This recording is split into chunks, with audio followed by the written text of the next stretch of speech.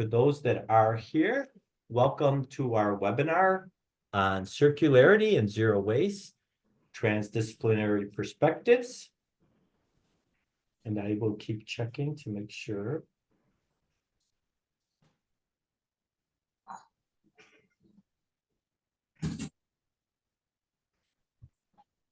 Okay, so why don't we begin now?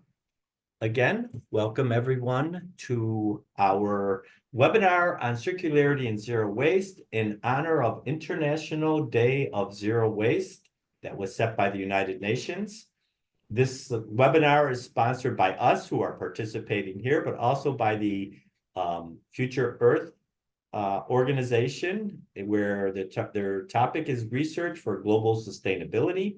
And within Future Earth, we have the Systems of Sustainable Consumption and Production Knowledge Action Network, SSCP. And within that, it's called the Knowledge Action Network, which is a CON, the SSCP CON. And within the SSCP CON, we have a working group on circular economy. Now, we were asked to hold this by Future Earth and bring in some of their aspects of transdisciplinarity and knowledge in action. We'll discuss some of those issues as we come along here. The webinar agenda, brief intro to the webinar, which is occurring right now for about 10 minutes. Then we have our panelists opening up with about a short opening for each one. Each one of our panelists discussing some of the issues and thoughts that they have related to the general topic circularity and zero waste, and from their different perspectives. Then there will be a moderated discussion. I have some questions, basic questions for the panelists, and they each can give their inputs and perspectives on those questions. And then we can open it up for dialogue with the participants who are here. That means you. And if you do have any questions, and you can put them in the chat as the discussion is going along, and we'll try to come back, especially to questions that are very similar. And then we'll have a closing at the final part. This webinar is recorded, and we will post it somewhere either on the Future Earth site, YouTube, or some other site for future reference as well. Okay, so now let's go back to the background. And part of the background deals with why are we holding this event. And in December of 2022, the United Nations General Assembly essentially said, we proclaim 30 March as International Day of Zero Waste, and it is to be observed annually. And this is their second day of zero waste. The first one was last year.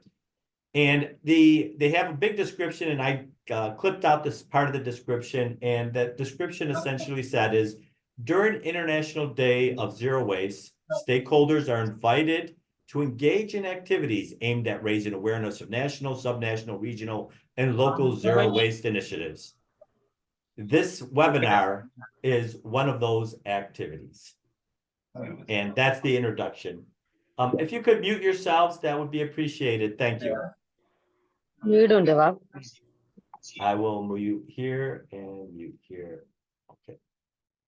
So we'll go on to the next one. And now some of us have more experience with circular economy, circularity. I think most of us who are here probably have a little more familiarity, but I just wanted to throw up this slide here that essentially says that circularity and circular thought and circular economy has many different types of perspectives and models. And it goes all the way from if you're familiar with the Ellen MacArthur Foundation butterfly diagram, the McKinsey and Ellen MacArthur Foundation Resolve model, the waste resources industry of the circular environment, circular business models, and the various REs associated with recovery, recycling, repurposing, etc., all the way up to rethink and redesign, as we have here in this little triangle as well. And there's also a policy perspective. We won't go much more into that. And the basic idea of this webinar is that we can use multiple stakeholders to help co-create knowledge, co-create action to address issues related to sustainability. And this is part of Future Earth's Charge. As you can see here from a 2013 article, they essentially say multiple stakeholder involvement with academic involvement. I'm an academic, we're the academics, but we also need external stakeholders, as we'll show. And part of this co-creation process and transdisciplinarity, multiple disciplines crossing sectors, goes from co-design to co-production to dissemination of results in actual action, which we'll talk about as well in our discussion points as well. So the idea of co-creation is one of the ideas from transdisciplinarity that we will be talking about.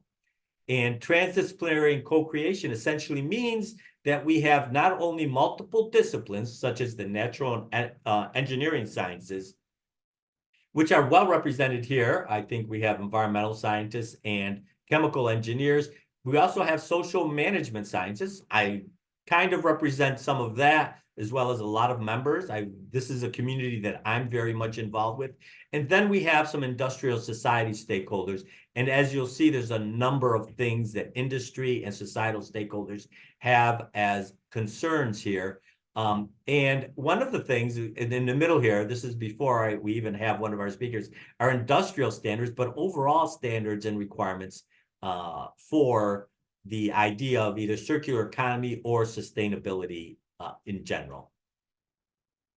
And just to show you that this, although we have a lot more scientific and technical and maybe standards issues, industry issues in this webinar, another webinar could have been completely different that has arts and humanities. And actually, this is one set of presentations that I had made not too long ago that essentially said, what are the arts and humanities relationships to circular economy? To show a true transdisciplinary and co-creation, you got history, philosophy, language, arts, fashion, film, fiction, literature are all part of building knowledge and building action around circularity and zero waste.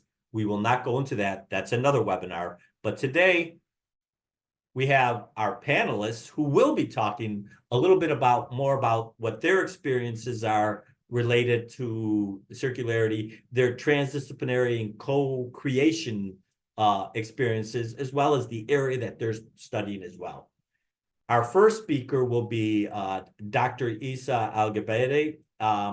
Then we have who is an environmental scientist, also studying the blue economy. And you're going to start to wonder, how does the blue economy deal with circularity and zero waste? Well, we have very good insight about how that relationship exists.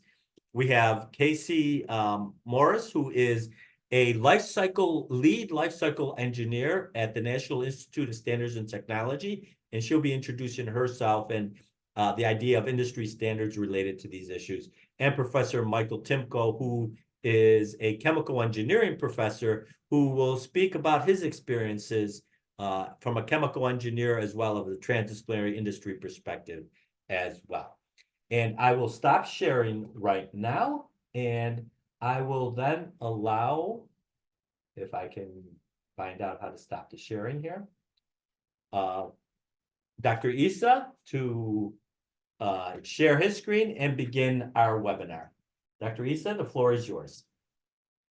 Okay, thank you so much, Sarkis, for that introduction. I remain my humble self, Dr. Isa Elegbede. As it has been said, I have background in environmental resource management and as well circular economy. So can you see my screen clearly? Yes, if you want to put it in the presentation mode would be better. Thank you. Very good. Okay, great. So it's not in the mode now. So yeah, I'll be talking about circularity and zero waste, linking various disciplines for blue waste circular economy. We're talking about the marine and the aquatic space now. So how do we ensure there is circularity and there is zero waste amongst this sector? So we know that our ocean, like the aquatic environment, covers a lot of space compared to the terrestrial environment. And we have our waterways, our marine, our coastal, and our ocean environment, where majority of our deposits, of our waste are being run off to. And all these waste, such as chemicals, plastic, and many others, including some of the fishing gears, that is the fishing nets used while catching fish. So these are places where all those waste we use in the terrestrial environment, these are places where they move to. And besides, in producing fish, because I know many people globally eat fish. So when producing fish, there are so many byproducts that we produce during our processing.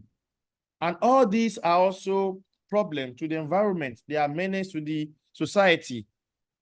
And all these waste are gotten from, for example, the fish head, the fish skin, the fish tail, the shells, the scales, the backbones. So all these are still on tap, and there are so many values, so many resources that we can regenerate and transform from all this. And going to net zero, we need to consider net zero in the context of not only CO2, but however, all waste nomenclature, to reduce them, to reuse them, and to recover all this waste by converting them to various resources, products that will be useful with zero waste that are being sent to the environment. So with this, I would like to share some of my contributions to the topic on circularity, and as well the interdisciplinary approach in the context of the blue economy and the marine space. Now, one of the work we have done includes looking at the seafood wastes, the gastropods, to see what are their potential circular utilization. The paper was published last year, and it's there to be checked out. So we try to look at what are the minerals, the nutrient composition, though some of these things are discarded and they are put into waste, into bin, but still they still have some values. And all these values, which each contains calcium carbonate, can be used for various purposes. One of them includes using them for animal feeds. Some of them includes using them for in the construction industry. We are working on a project with one of the institutes in Germany to see how to see shellfishes, their shell, the exoskeleton, how they can be used for further purposes, for biomaterials, for materials in the industry and various things like that. So that is some of the things we are doing, and we're still in more partners to work on this. Besides, presently, some of our students are working on these fish wastes, because we realize that in the global south, there is need. The global south is full of population, and all this population are generating various waste, and the waste from seafood, from fish, are not left behind. We get waste from their mussels, from the skin, from the scale, from the fin, and even the shells, and also including algae. So we are working on a research to see how we can explore biopolymers or to create bioplastics from this waste, which are some of the things we are working on. Personally, I've spent a lot of my time in Germany, in Europe, but now because there's need to transfer knowledge from the global north to the global south. So now we're working on how to materialize all this knowledge to make it impactful to the global south. So on this, we're still expecting partnership and support to expand on these technologies. Then also on issue of life cycle assessment. Recently, we had a publication on last year as well on not only life cycle LCA, but however, life cycle sustainability assessment that really connects to net zero, to see how we can balance the emission and also the waste around. So with this, we looked at how we can evaluate the environmental impact and to check the carbon footprint of our production, especially in the seafood production. We have the research that is still ongoing to check the life cycle assessment of the capture fisheries, the aquaculture, and as well the artisanal fisheries. We have some data that we generated, and all these data are still things that we need to expand on.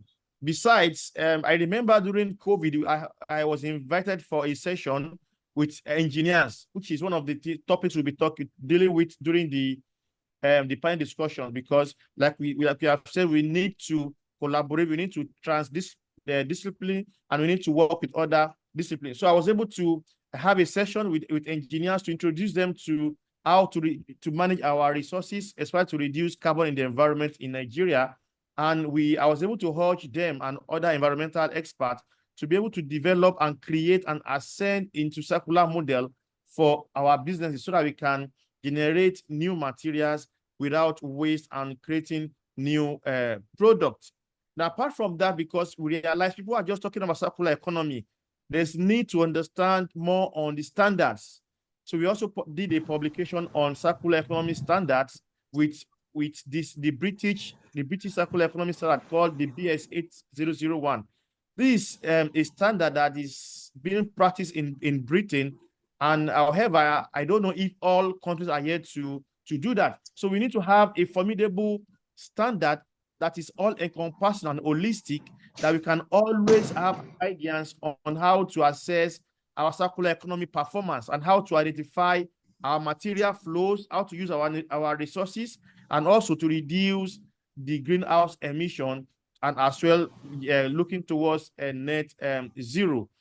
Then besides, recently I was also invited to talk with professionals in all cadres of life to talk about on how we can enhance circular economy, and especially exploring the ESG tool in our various activities. It was an interesting discussion, and which it was published in the news media.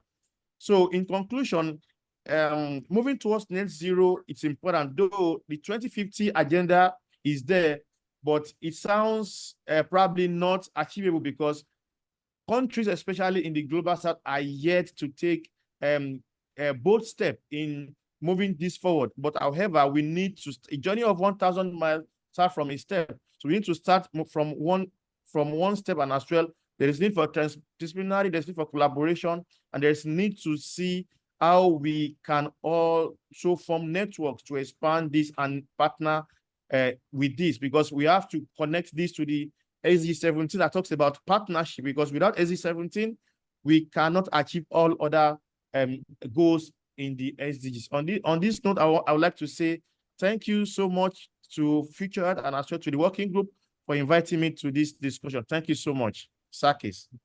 Thank you, Dr. Issa, very much. This is a nice, quick overview. I know there's a lot more detail. And while we're talking here, Casey, can you please upload your presentation, begin the discussion.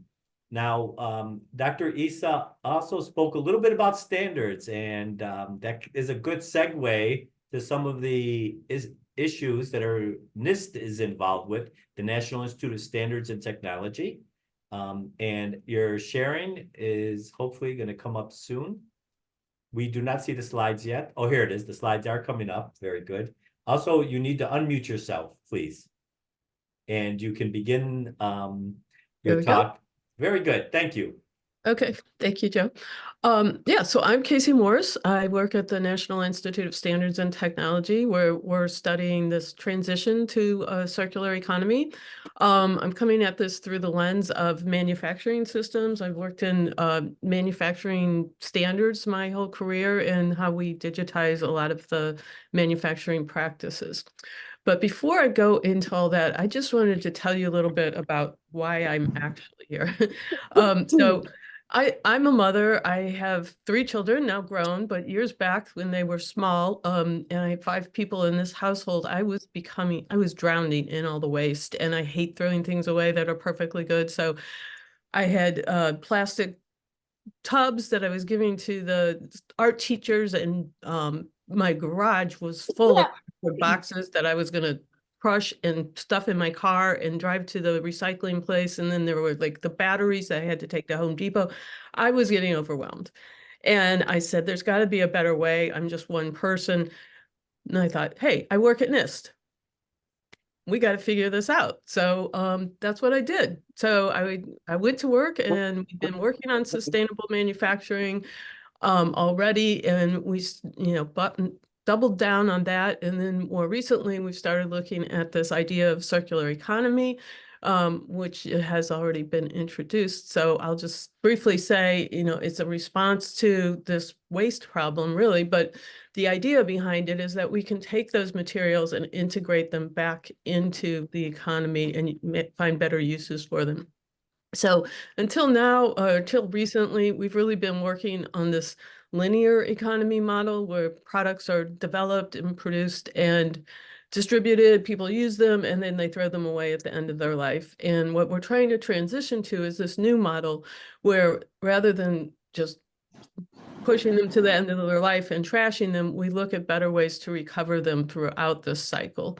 And Joe referred to that a little bit with the waste hierarchy triangle. So, the immediate things are trying to recover them, recover the waste even during the manufacturing processes, feeding that right back into the manufacturing, but also looking at reuse, refurbishment, remanufacturing, and even redesign to help make sure that things are able to be recovered at the end of life. So that's an area we've been working in.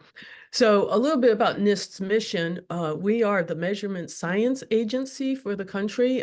We promote industrial innovation and industrial competitiveness by advancing measurement science through standards that enhance economic security and improve the quality of life. So what does that mean? We study all kinds of things and how you measure them, like weight, like time, like carbon emissions. We have a net zero house, cybersecurity, and in my case, we look at the manufacturing systems and how those can be improved. So measurement science is all about what you measure, how you measure it, and how you communicate what you've measured in meaningful ways to other people. And it's really all about co-creation. So we measure things so that we can manage them and make change. And in order to do that, we need a lot of stakeholders involved. So there's an old saying, if you want to go far, go alone. But if you want to go fast, go alone. But if you want to go far, go together. That's what measurement science and which gets codified in standards in the end is really all about. But you don't just make standards in the absence of the stakeholder input and real problems that you need to address. So it's a process. There are stakeholders that you need to work with. You need to understand what it is they need, what inspires them, what prevents them from doing the things that would be preferable. You need the research solutions. When you understand those problems, you need to look at, well, how do you measure that so that you can verify that things are improving? And how do you test and validate that your measurements are actually doing what you think they're doing? And then eventually putting those into standards so that they can be communicated very broadly and scaled up so many, many people can use those solutions. I do want to dwell on this point of standards a little bit more because standards to me is really where this co-creation comes in, because standards are kind of a living thing. And usually when a standard committee sits down to address a topic, the first thing they do is start defining terminology so that all the stakeholders are using the same words. Sometimes people object to standards because they say it's going to inhibit innovation or it's going to lock you into things. And certainly that could happen, but my experience has more been that it really just brings the people to the table that are concerned about a topic, so they are forced to sit down and really try and understand the other points of views to come up with a solution that's going to work for everyone. So that's why they start simple with terminology. Are we saying the same things? Or are we just talking past each other? And they're living documents. They can change over time as the needs change. So in the circular economy space, this is by no means exhaustive, but I wanted to give a little flavor of the types of standards that are here. And I use this Venn diagram. I want to make it clear, this is a Venn diagram. It's very much overlapping, but I've tried to bucket the types of standards that we see into these three circles. And so the first one, the green one there over on the left, is our goals. These are standards that are established in order to set goals for people to try to achieve, like the UN Sustainable Development Goals is probably the biggest one, but there's also the greenhouse gas protocols, which do go into some detail, but they kind of establish a basis for everyone to work towards. And SASB is the Sustainability Accounting Standards Board, which went and looked at 77 different industry sectors and highlighted the things that were the most important in terms of sustainability within each of those sectors. So they kind of set goals at a high level, but a specific level at the same time. The management standards are, ISO has a good number of management standards. This is kind of the how do you do things. So, you know, you have these goals, how do you set up your systems and your organizations to do the things you're trying to do? And then measurement standards, which this is where it gets down into the nitty-gritty detail. ASTM has a lot of measurement standards looking at the very specifics of different materials, which is their background is materials, but also engineering processes, manufacturing processes, all types of things. It's quite broad. But the group I've been involved with the most is in ASTM. It's ASTM E60 on sustainability, and we have some work going on there. So I also want to highlight ISO 323, which is the new circular economy standard that's been in development for several years now, and is 3 of the parts are now at FDIS, which is the final draft international standard. It's the last version before the standard is actually published. It should be it's going through an editing process at this point.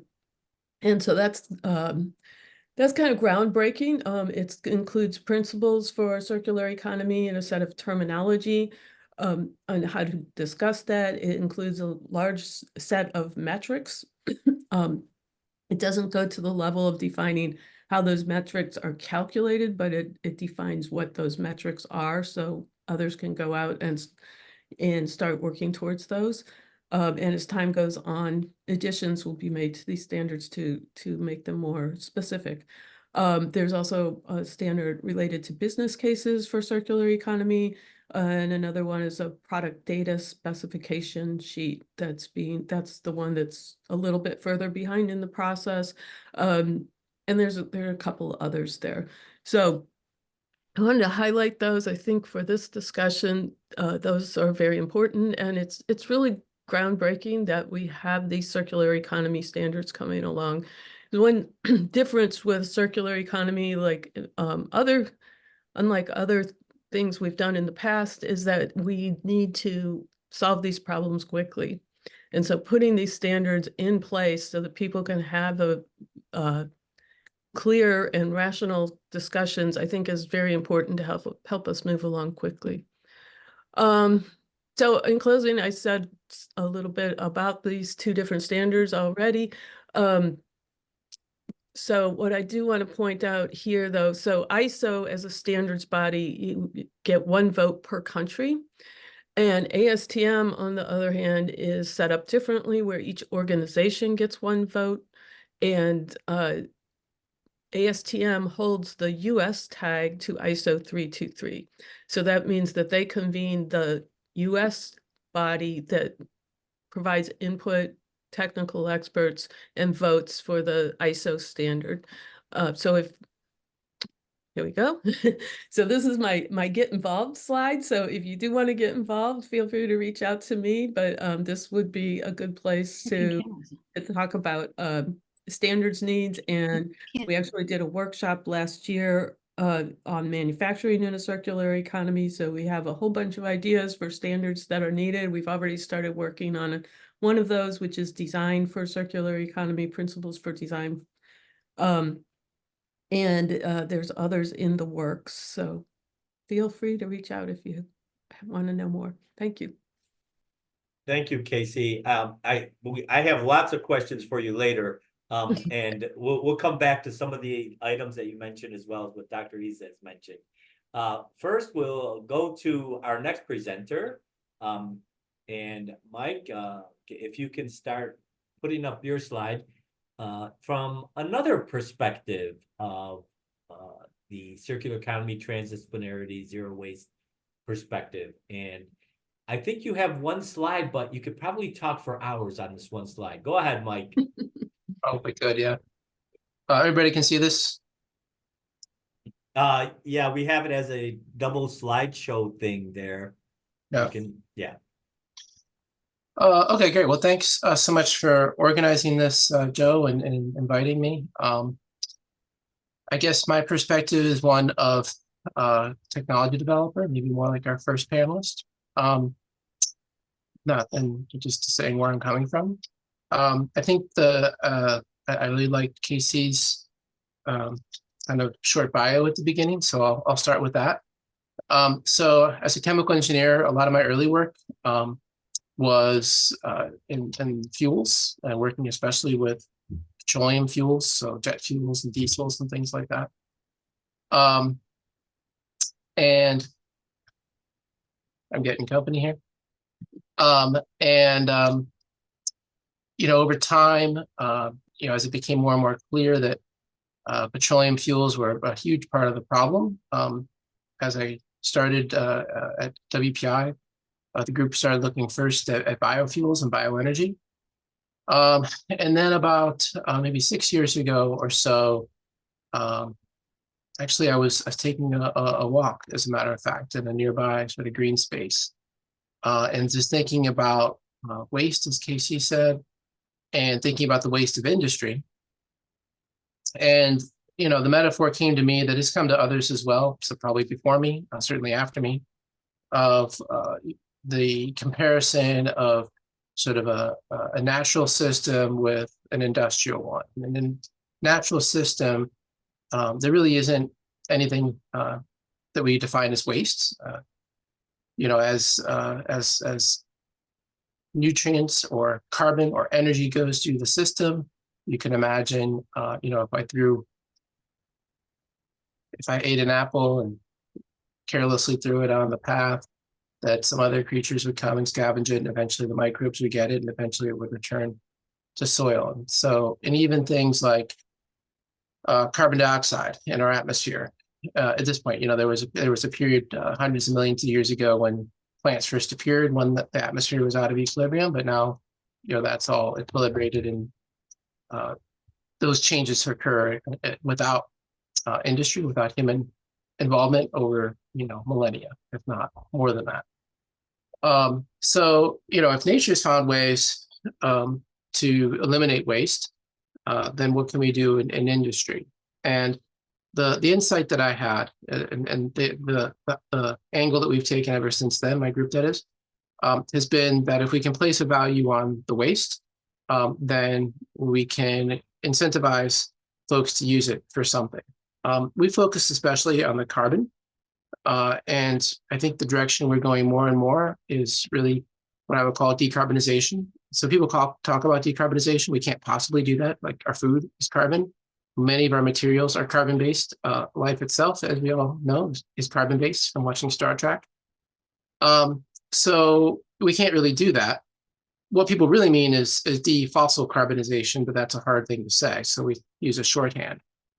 That's going to be a hard thing to do even so. And so, you know, a lot of our work is focusing then on using and reusing the carbon that we do have, especially non-fossil carbon, especially waste carbon, in clever and efficient ways, we hope, and especially ways that add enough value to the waste that it incentivizes industry to come out and use it. So the other slide I put together, so that's a sort of very big picture. This is slightly less big picture, this slide. When I very first started my academic career, which is now about 10 years ago, I was trying to capture, you know, what the group was going to be, I hoped. And really what I wanted to do as a chemical engineer was to be motivated by really large scale problems. And that's showing, you know, these kind of go up in length scale as you go from the left to the right on the slide here. So really large scale problems on regional and even global level, and certainly, global climate change is as big a global problem as humanity's ever confronted. But then understand it from the very fundamental molecular basis, and then build back up through the length scales to get to technologies that we think can address or benefit these global problems. And so actually I made this, in a fit of optimism, and then I almost shelved it because we were so far from achieving it. But only the last few years, I said, you know what, it's time to dust that slide off, because we can talk about it now in a way. Now, no study, of course, captures all of it, and so what I've done is shown just an example at different length scales of things we've been doing. So going at really small scales, thinking about things in the molecular level, we've been working on technologies to convert combinations of different wastes into valuable products, including especially fuels, but others as well, potentially. And the particular study that I'm highlighting there, the Leclerc et al. Paper, we were trying to understand if you had both food waste and yard waste, so or what you can call green waste, like little bits of grass and trimming from trees and these kinds of things, and then food waste from cafeterias or whatever. That's a extremely complex palette of chemicals, and so the Leclerc paper was looking at trying to understand how those different chemicals interact to give us interesting products. And then kind of going up a length scale, I'm showing you a picture of a particular kind of catalyst that has pores that are just slightly bigger than molecules, so molecules can sit in them.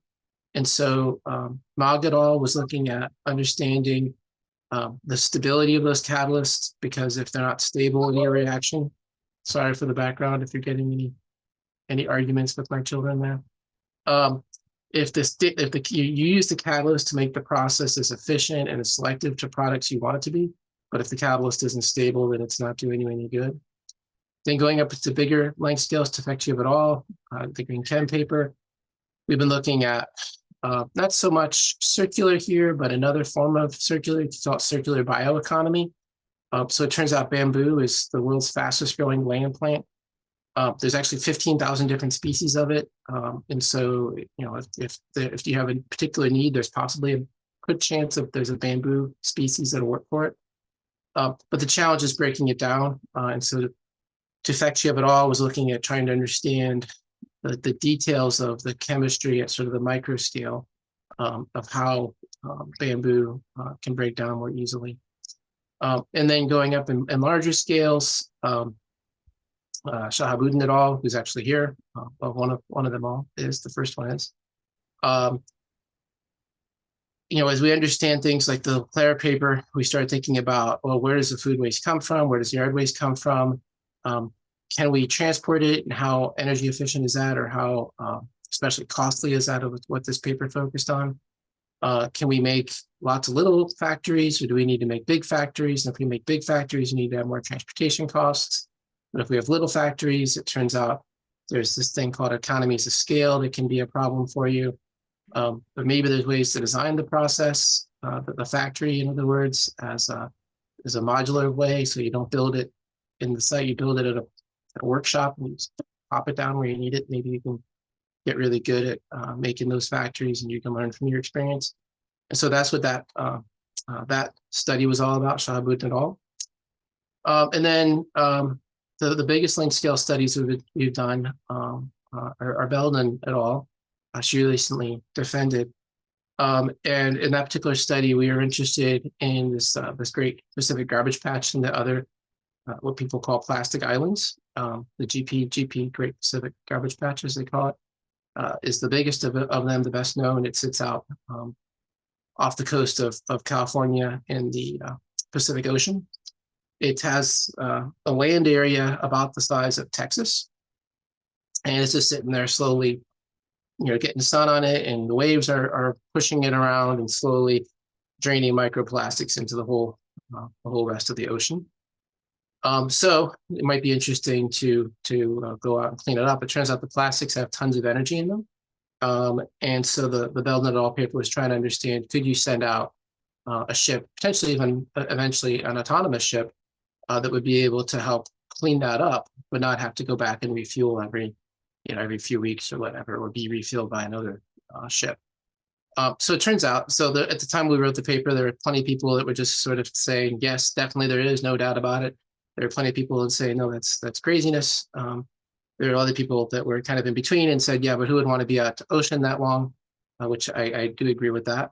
And the answer is a really interesting one from an engineering perspective. The answer is, as long as you have people that don't mind missing home that long, or you have robots, the answer is you should be able, and you make a lot of other very wise, careful decisions. You should be able to harvest the plastics and power that indefinitely. What are the wise decisions? You can't go out and gun the engines and pretend like your boat is a speedboat and try to break speed records with it. You have to be very slow and steady. And the other thing is you can't treat it like a luxury cruise. So you're not going to have a big ship. You're going to have just enough space. The smaller, the better. But you can get away with that because now if you're making fuel and using the fuel sort of in situ, you don't need to have a huge cargo hold for all the plastic. So anyway, so that was the largest scale. Again, it's kind of the scale of Texas. So everything that was motivated by these ideas of waste accumulation, and what's the most fundamental waste of them all. And I think people sometimes, it's so obvious that people don't realize that the biggest waste that humanity's ever created is carbon dioxide. And so that's where we draw our boundaries. So anyways, that's sort of a capsule of what we're doing. Just to give folks a flavor. Thank you, Mike. Now, if you have any questions that when we get to the open discussion portion, please post them in chat. We could come back to your questions later on. Initially, we have a few questions for our panelists. And panelists, please feel free to ask questions of each other to build on some of the ideas and topics that we have been discussing. Now, one of the first things that I would like to start out as a discussion point is a little bit more about some of your own personal experiences related to some of the co-creation, collaboration and co-creation, where co-creation is essentially the joint production of knowledge and innovation between combinations of industry, research, government, and civil society. And Isa mentioned that he will talk a little bit more. He kind of hinted at something. So I'll begin with Isa, if you would like to share, if you're with us still, Isa. I think you had to go do a personal thing. Are you still with us, Isa, right now? Yeah, sure, Yes. sure. You mentioned something that you could talk to a little bit more during your presentation, and then we'll move on to Casey and Mike for the initial discussion. I don't think we're going to go to every panel for every question that I have, but we'll just start out with this as giving everybody a chance to at least give their initial inputs. Go ahead, please. Yeah. Thanks so much, Sarkis.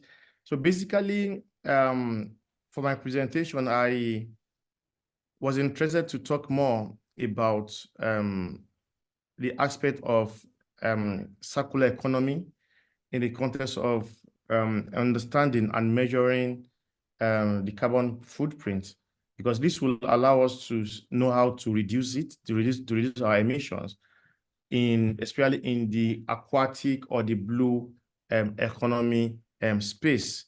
So, for example, talking about the life cycle assessment, which I have extensively worked on, and it's allowed us to know that some simple things we do has effects.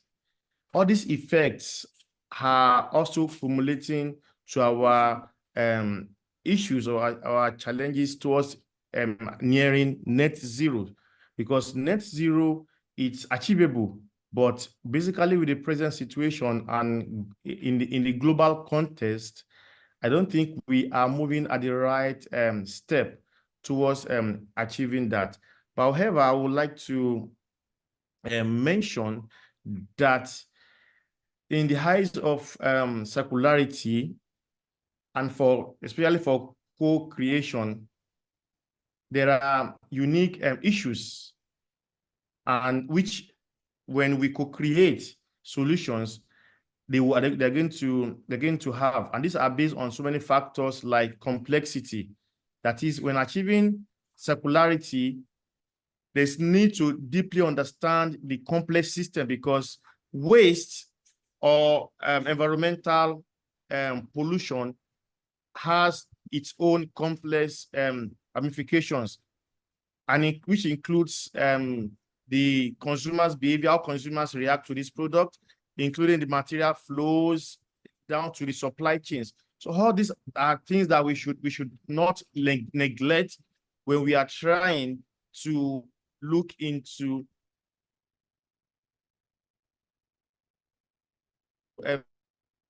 Oh, I think Dr. Issa, your connection is not so okay.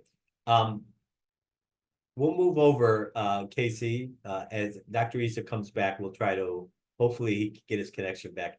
But Casey, would you like to talk a little bit about some of your experiences with the collaborations that you were involved with, the personal experiences? You mentioned a few organizations. Now, who's involved in like ASTM, for example? Do you have multiple stakeholders, or is it government agencies, or who's involved with that? If you'd like to explain a little bit more. Sure. Yeah, with ASTM specifically, I'd say the majority are industry stakeholders. The way ASTM's committees are set up, what they do count are producers and consumers separately. So those are industry producers and consumers, and then observers, which are more stakeholders and academics that don't have a stake in the game of how the standard turns out that it's going to, impact their livelihood. And so they try to keep it balanced between those groups, so it's not overcome by producers who are trying to set the standards in one direction and consumers miss out. But I'd say the majority are industry, but there's definitely government involvement. NIST is involved in many standards, as you might imagine. But EPA is involved in some of these standards. Who else? There are a range of government agencies that I cannot list them all, Yeah. but there's like a supply chain standard, and there's people with customs, border protection might be in there. I'm not quite sure. Yeah, so academics definitely can get involved. One thing I've noticed in my career is in the United States, it's less a tradition for academics to be involved in standards, whereas in most of other countries within ISO, you frequently have academics participating in the standards. And there's actually a move to change that. One thing I didn't mention is, I think a year ago, maybe 2 years now, but the United States declared that we will have a national standards strategy. And so NIST has stood up an office that's working on developing that. They've been doing listening sessions with stakeholders and trying to figure out, how to approach this as a whole, all the standards as a nation. They are focusing on critical and emerging technologies, of which things related to circular economy would fall.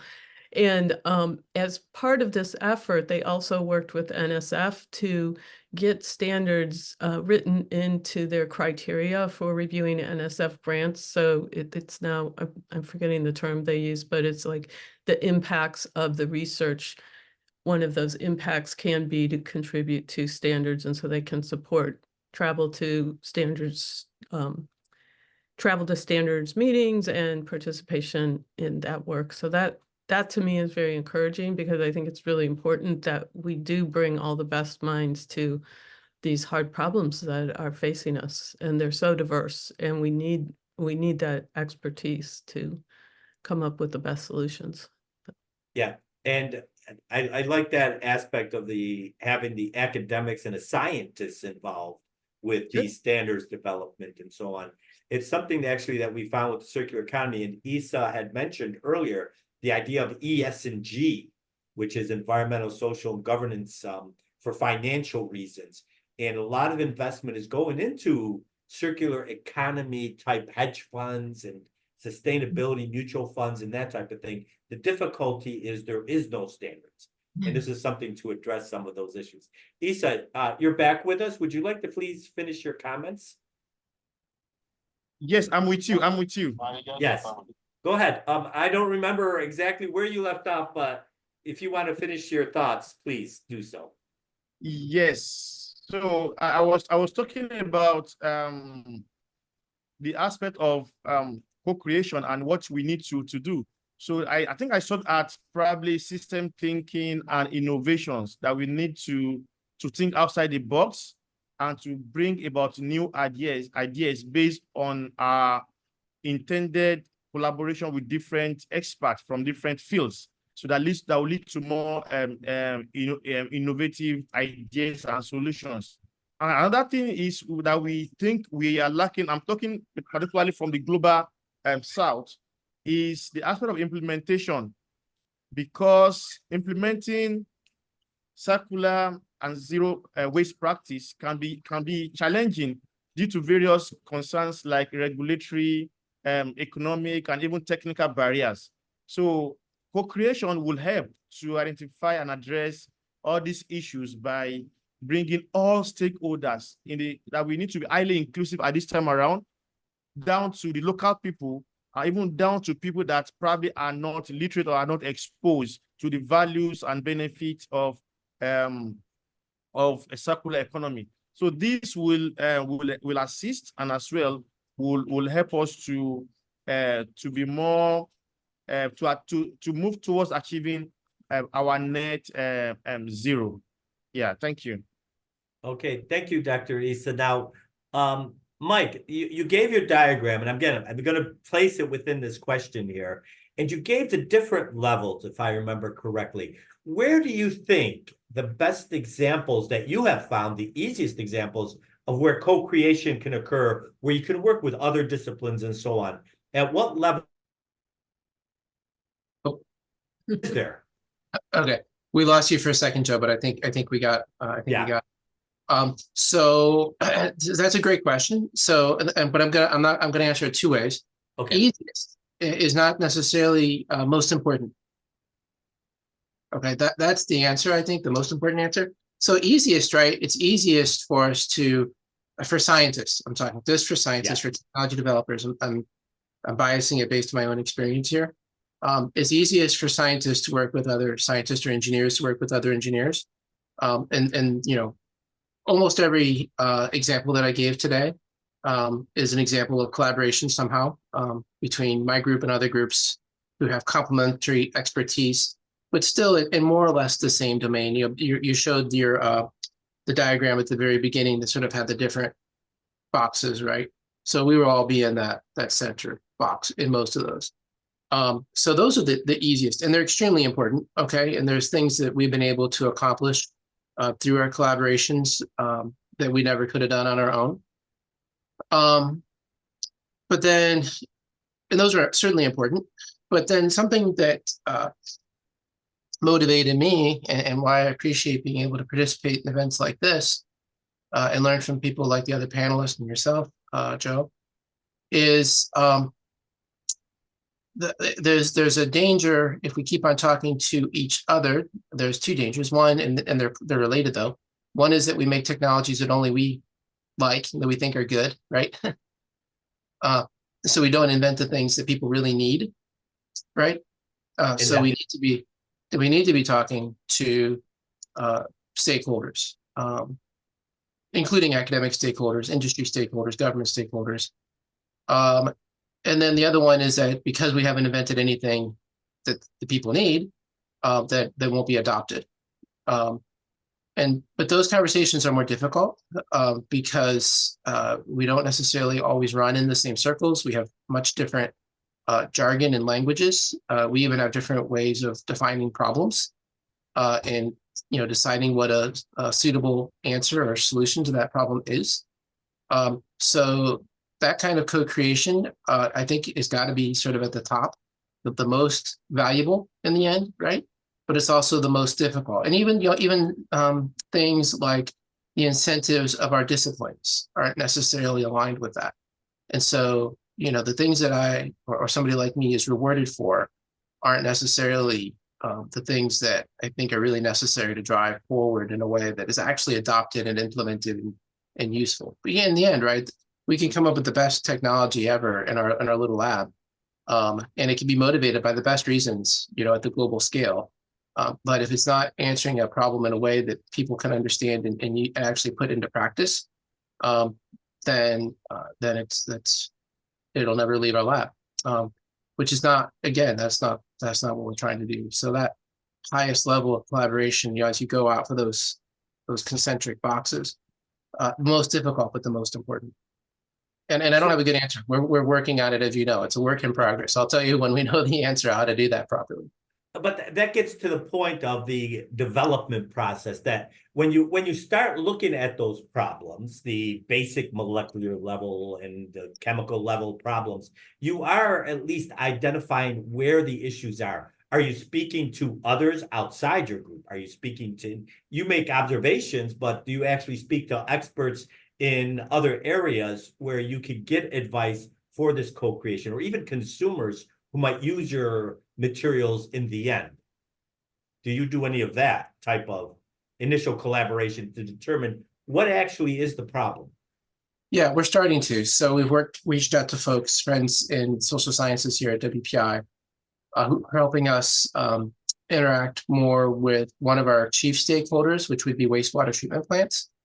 And so some of the technologies we work with are able to convert sewage sludge, which is one of the primary solid wastes produced by wastewater treatment, into fuels, different kinds of fuels. But we have different options right now. We're still at the lab scale, right? We're not necessarily locked into a particular product or suite of products or whatever. So we've been working with folks in social sciences to develop interview methods as well as survey methods to engage. There's 16,000 different municipal wastewater treatment plants operating in the US alone. Yeah, right, it blew me away too. So we're trying to interact with some of those, and each one of those, not one person at each one of those, right? There's multiple people. So trying to interact with those folks to get a better understanding of what they think their problems are. And so then, where we can best leverage our technology. Now let's jump to, Mike mentioned challenges as well as potential opportunities. Casey, can you give us some of the challenges of your involvement in co-collaboration and or getting those outside your sector, maybe academics and or NGOs, to be involved in what you're doing? Any? Sure. Well, we talked a little bit about the academics and this change that I think is coming along. Certainly NSF funding motivates a lot of academics, so I'm hopeful for that. But we also engage with academics in that, well, I'm the president of the North American Manufacturing Research Institute that holds one of the largest manufacturing conferences every year. And we publish at those conferences. It's at SME, Society of Manufacturing Engineers sponsors that, and it's co-held with ASME, the American Society of Mechanical Engineers. So we are, engaged in those communities, learning from them and vice versa. Getting them to come to the standards table is another step. And what I hear is the incentives aren't there. And so we're hoping that this change with NSF will start to encourage that more. But we also work with our projects often will include an academic collaborator, industry collaborator to help us focus our work on what those actual needs are and let the academics kind of push certain things a little further along than we may have. And I'll say this most recent standard that we are working on is Principles for Circular Product Design. That has gotten a lot of attention, and we do have a good cohort of academics involved there from international organizations. So as I mentioned before, a lot of other countries do have the culture of having academics involved in these areas. So still it's mostly industry that that at least is reviewing those standards, this core writing team for that standard has more academics than in the past. So related to the incentives, why is industry interested, but academics less interested? Is it the incentive system? What is the incentive for industry to be involved with that? Well, of course, it depends on what the actual standard is, but it's usually related to the products that they're trying to sell, right? Okay. So they want to know that their products are high quality, that they've met, best practices across the industry. So you have to define what those best practices are. And it can create a market niche for new products, like in the computing. So my background is computing science from way back when, and we've been looking at the digitization of manufacturing. One of the first things we did when I started working was we were looking at standards for CAD systems so that you could exchange your CAD models between different systems. And a lot of geometry and math is involved there, so we needed expertise in that direction, but also people were making CAD systems and they didn't want the standard to replace their CAD system. So there's a lot of tension there, but it also opened up, it unlocked the customer base for them, right? Because prior to that, the big companies that were starting to use CAD systems, they would use one CAD system and everyone in their supply chain had to use that CAD system. Now, if you can imagine, if you're trying to make a airplane or a ship, that's a large supply chain. Yeah. And so it unlocked that supply chain so that people could use the different CAD systems and share the information that was pertinent. So that's a big incentive for industry, is to open up the markets, and also to the validation and quality assurance of what they're selling.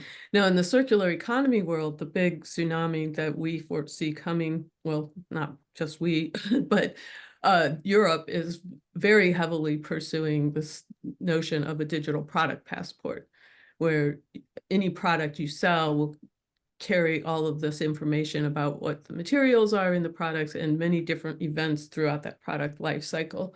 And they have some large research efforts that are very focused on defining what those things are, which they then plan to take to standards pretty directly. First, their national standards and then international standards. So that's going to have an impact in the United States. And that's one of the topics we're struggling with, is how should we respond to that as NIST, as a country? And yeah, so. Okay, so that's one of the things that are coming up, innovative issues related to the standards area.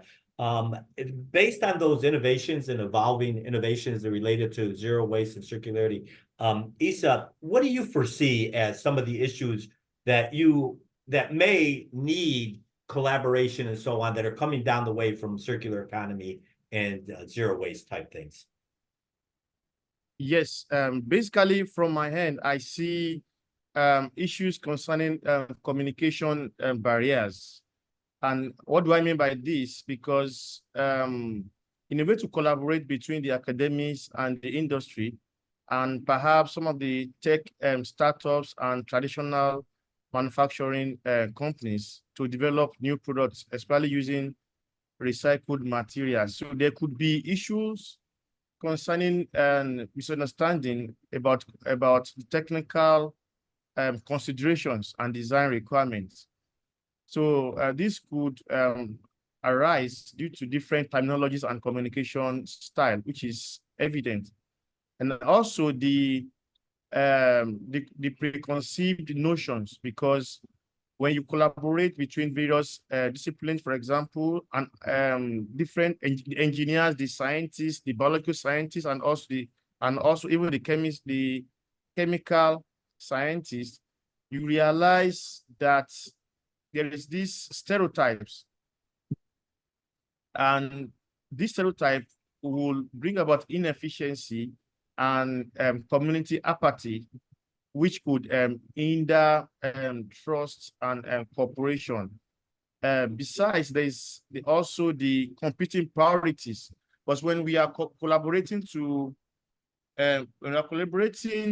when there's collaboration between consumers on different goods to produce goods and also to manage waste, he realized that there are conflicting priorities around issues, possibly cost effectiveness, and also understanding the actual environmental impact that could affect achieving the desired goal.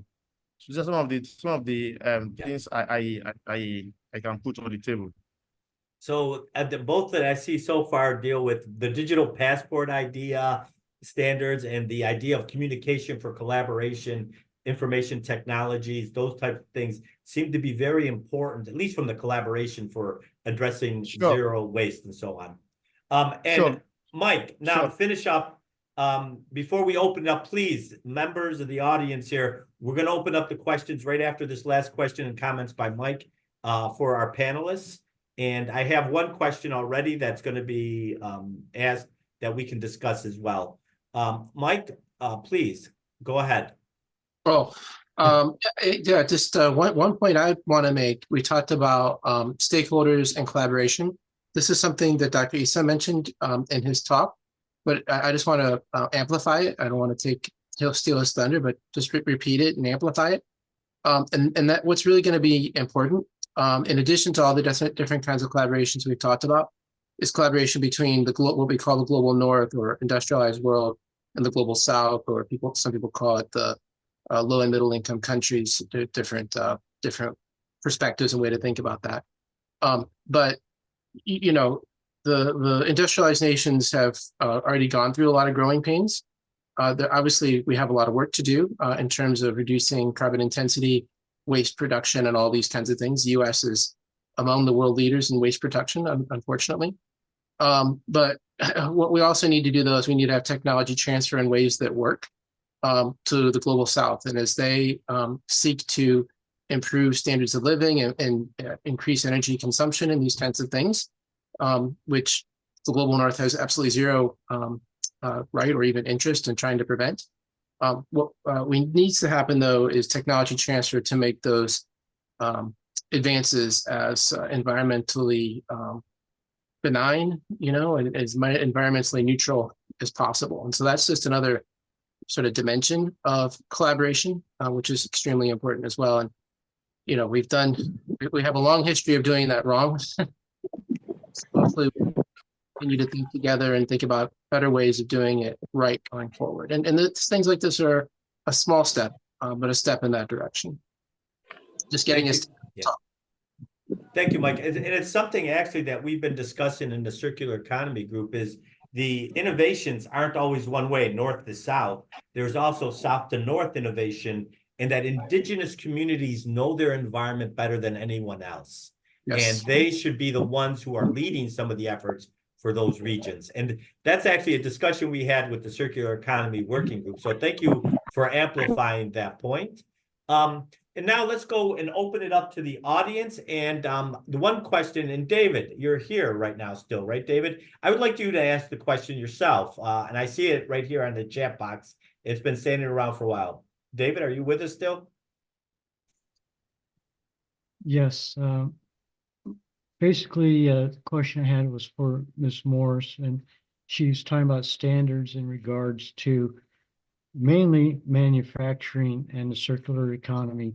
But I was wondering, is anyone else looking to develop standards for other steps in the R ladder, you know, like repair and repurpose, refurbish, remanufacture, and specifically standards maybe revolving around a manufacturer's responsibility for a product throughout its life cycle in terms of like technical data availability or support of repair parts, things like that.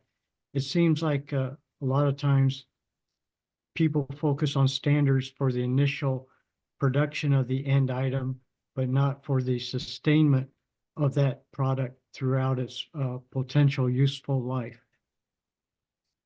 Sure. Thank you for that question. I think that this digital product passport that I mentioned, it is the concept that we don't have any specifics on the standards yet, but they are in development. And the purpose is to enable those downstream activities. So it's the idea that rather than having a label on a product, that you would have a unique identifier that could take you to a website that could then be the content of the database would be specialized for different stakeholder groups. So if you were a refurbisher or a repair person, you would be able to get to the correct, the things that you would need in order to do those activities. Now, the devil's in the details. That's where the standards come in. But these are concepts that are being worked. And I think for the most part, I would say people are in agreement that having some kind of digital identifier like that, that's going to help people get to the information they need is going to be a fundamental standard for the solution. So as far as like the specific standards for repair, that would be very product centric. So there is some legislative efforts that are kind of referred to as the right to repair. And I think a couple of countries in the EU have adopted that. I believe they're coming out of France. And so that includes things like, you know, being easy to disassemble. Batteries are a big thing, being able to extract batteries from products so that you can replace the battery, so that you can recycle the battery. Because right now the batteries are just kind of, in many cases, enclosed in a product in such a way that you have to smash it open to get to it. So I don't know of any specific standards that are addressing that, but there probably are. I would be surprised if they weren't. Remanufacture, specifically, a lot of the standards that we've used for product design will then be applied for remanufacturing because they define the specifications of the parts that you want to remanufacture. Recycling is another area that I'm sure there's work. I know that like in the United States, at least, we have the 7 codes that you put on different plastics. A lot of people have said that those codes are not distinct enough, and I believe there's an effort to revamp that, but I don't really know all the details there.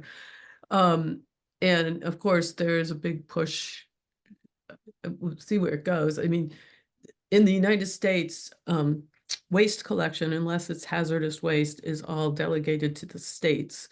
So there is no national authority to set these things.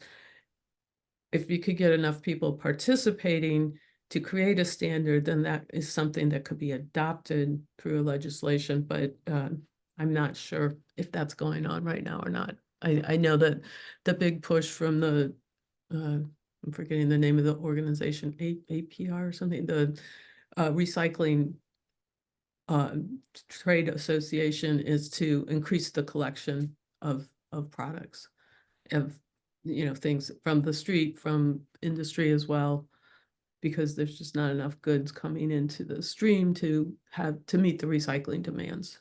So, And if you simplify and standardize, it might be a lot easier to manage. Homogeneity is a good aspect of those things.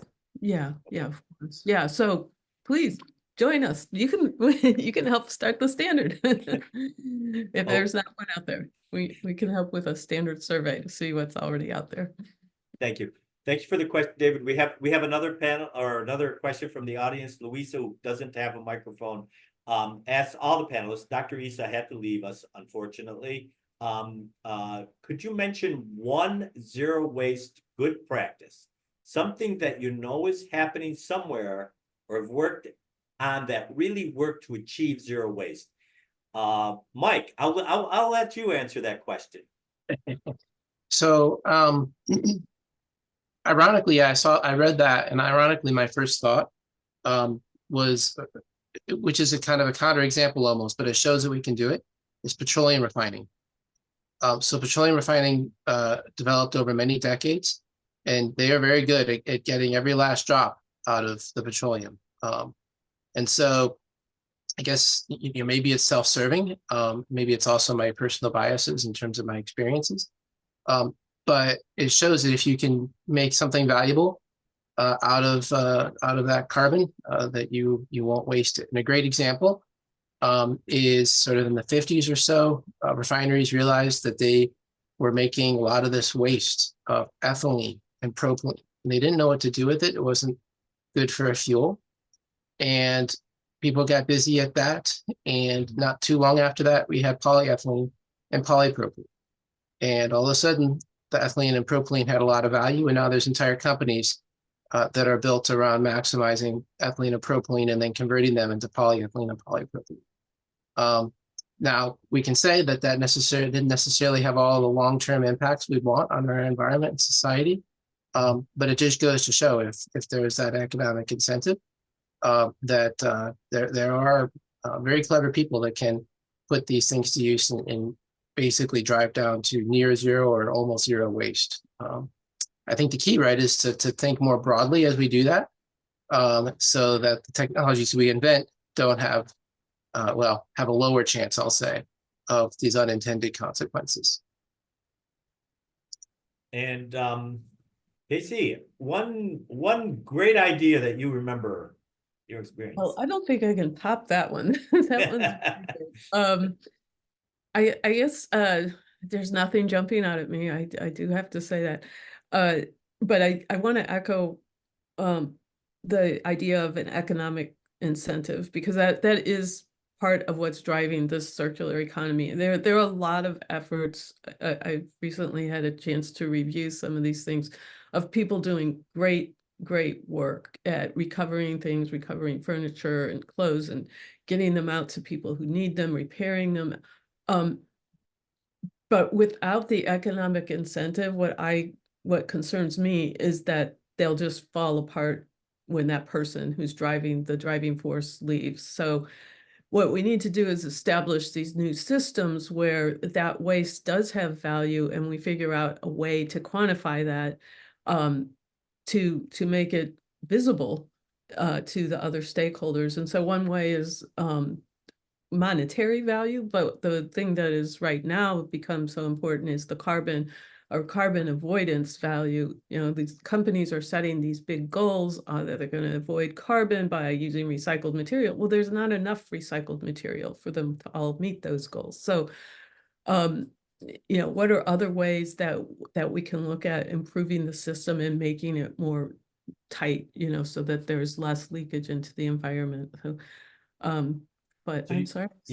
but your innovation idea is to look at the broader system and find out, plug the leaks essentially for the waste generation.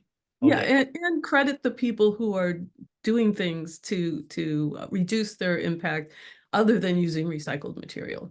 You know, that's not the only answer here. So okay, one question for you from Minnie. Minnie, would you like to ask the question, please? Minnie? Or are you here?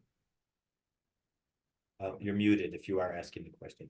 Okay, the question to you, Casey, is do you think that standards for the circular economy will become green trade barriers between countries in the future, similar to the European Union's carbon border tax? I'm not sure. Go ahead. That's a very good question. I hope not. I mean, Europe is really driving these efforts. Certainly they have a pretty aggressive schedule. Batteries, EV batteries, they want them to have these digital product passports by 2027, I believe. And we still don't know what's in the passport. So that's very aggressive. I hope not. I know that the Customs and Border Protection that deals with trade is starting to look at this, and all the trade agencies actually are starting to look at this. There's a group called the TTC.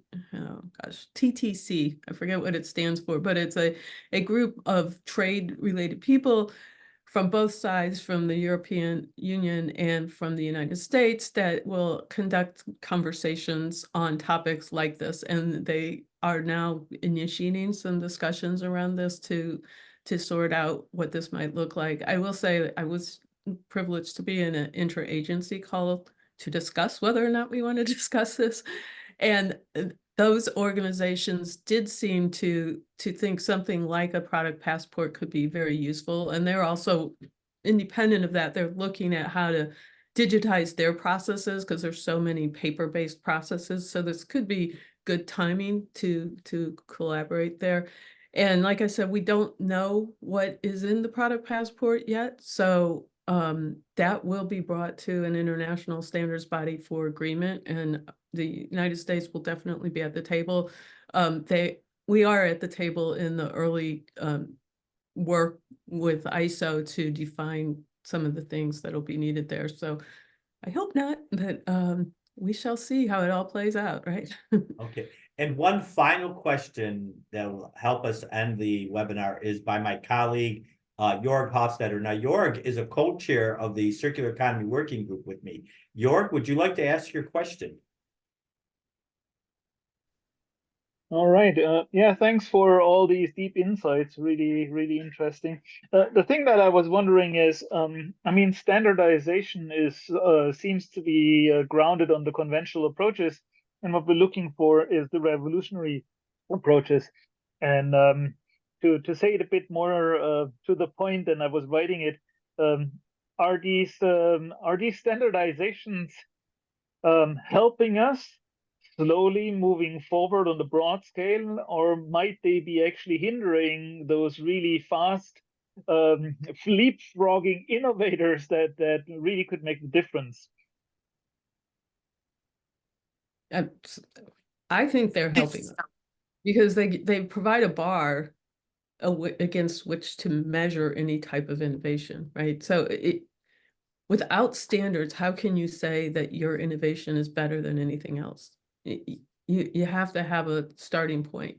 So where it gets more tricky, I think, is when you get to the regulations, right? So we see this with hazardous waste right now in the circular economy. Hazardous waste in the United States is regulated at the federal level. And so there's a whole slew of rules around how hazardous waste is managed and contained and everything else. Well, if you actually come up with an innovative process to do something with that hazardous waste, to actually, extract its parts and make use of it in some way, you're constrained by the fact that it has to be managed in a certain way. That's not a standards problem, that's a regulatory problem.